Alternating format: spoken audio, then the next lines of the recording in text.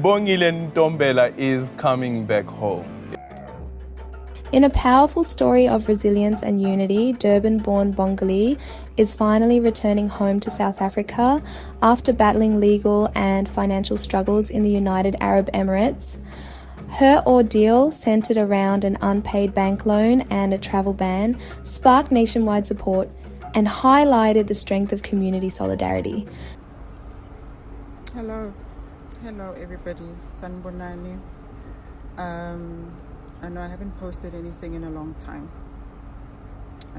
Those that know me very well will know that what I'm about to do is probably the most excruciating thing I would ever have to do.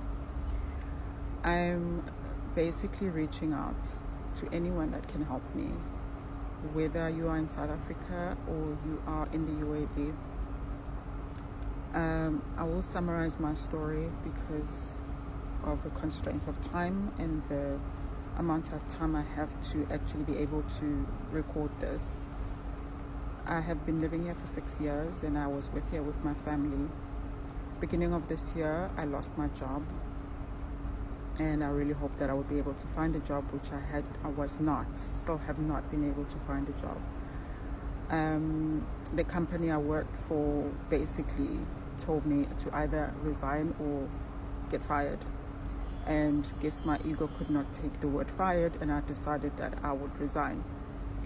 They then allowed me to stay on the residency visa, while I was looking for another job. Unfortunately, I couldn't find the job, so they had to cancel the job. They had to cancel the visa.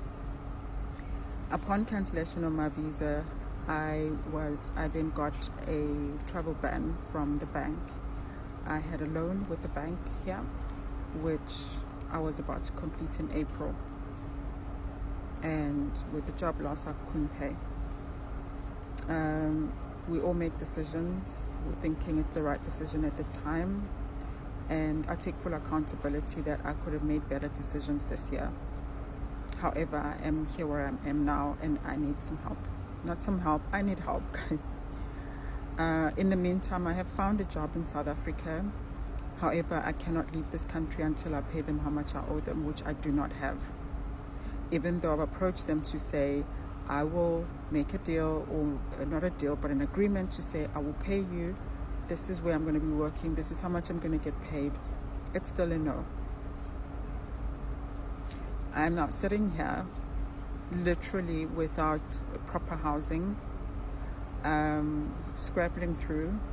I think I was wise enough to be able to get my children out of the country so that they're at least safe back in South Africa. I've been to immigrations, I've been to the court, I've spoken to our amazing consulate, and nobody has actually even tried to help me. Well, they have tried. They said they could do that, they could do that. I tried to follow up on other things that they said they could help with, and everybody's just gone quiet. I am not one for drama. I'm not one to get people involved in my personal life. But if there's anyone that can help me, to speak to anyone that can help me with this challenge that I have right now. It's actually not a challenge, it's a crisis. I wish I could start crying to show you how serious this is, but this is the kind of person that I am. I am literally stuck in a foreign country and I don't know how I'm going to leave. I don't know how I'm going to leave. I'm not saying I don't want to pay whatever I owe these people. I'm saying I have a job in South Africa. I've got a job offer in South Africa. Let me make up a way to pay you. And it's like, no, you need to stay. Stay for what? I don't have a job. I don't have a place to stay, a proper place to stay. And what must I do? So if anybody can come up, because I have I have tried everything I can. I've been to immigrations, I've been to the court, I've been to the consulate. So if anybody out there can just help me find a solution.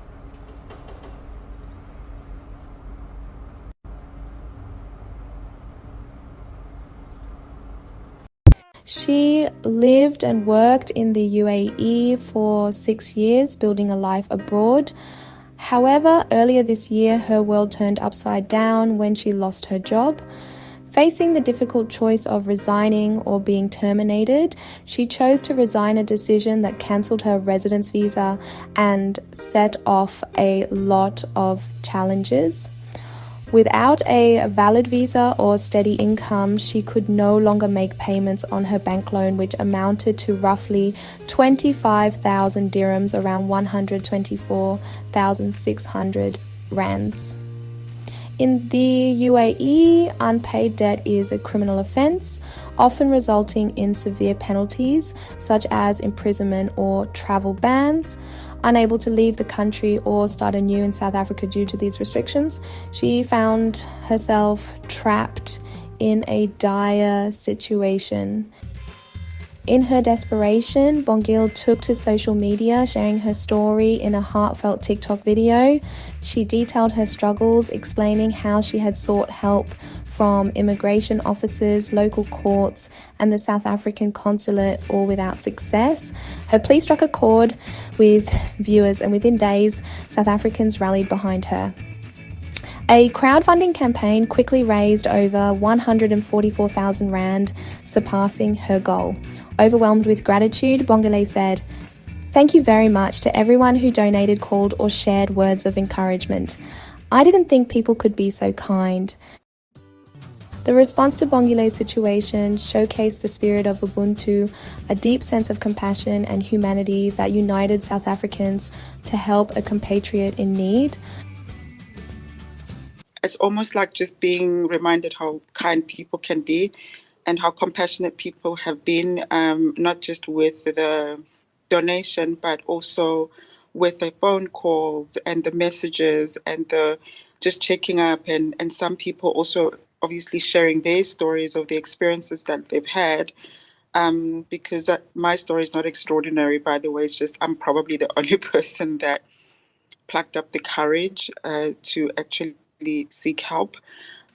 So it wasn't easy for me to do that, and I think I had tried everything I could over the past 3 months to try resolve this. Where eventually, when I got a job in South Africa, I approached the bank and I said, "I've got a job, so can we work out an agreement where I can pay you?" So at no point did I ever not want to pay them. So I think that's what continuously frustrated me, to say, so what must I do if I can't find a job in Dubai? Am I just going to sit here and rot and not be able to leave? But I have a solution to the problem. I'm not saying just let me go for free. She expressed awe at the generosity shown, saying, "It's been a reminder of how kind and compassionate people can be." Bongile also received crucial support from Clayson Monyela of South Africa's Department of International Relations and Cooperation, DIRCO. He provided guidance and arranged for additional assistance during her legal battle. Her experience serves as a cautionary tale for expatriates navigating life abroad, especially in countries with strict financial laws. Reflecting on her choices, Bongile admitted, "We all make decisions we think are right at the time. I take full accountability for the decisions I made this year." Now, with her debt cleared and the travel ban lifted, she is preparing to return to South Africa. A new job opportunity awaits her, and she's eager to reunite with her children and rebuild her life. She credits the kindness of strangers and the unwavering support of her community for helping her overcome such a challenging chapter in her life. As she prepares for a fresh start, Bongile is determined to pay it forward, vowing to assist others who may face similar struggles. Her journey is a testament to the resilience of the human spirit and the incredible power of community in times of need. Her story reminds us all of the importance of empathy and unity. Thanks for watching. Please like and subscribe.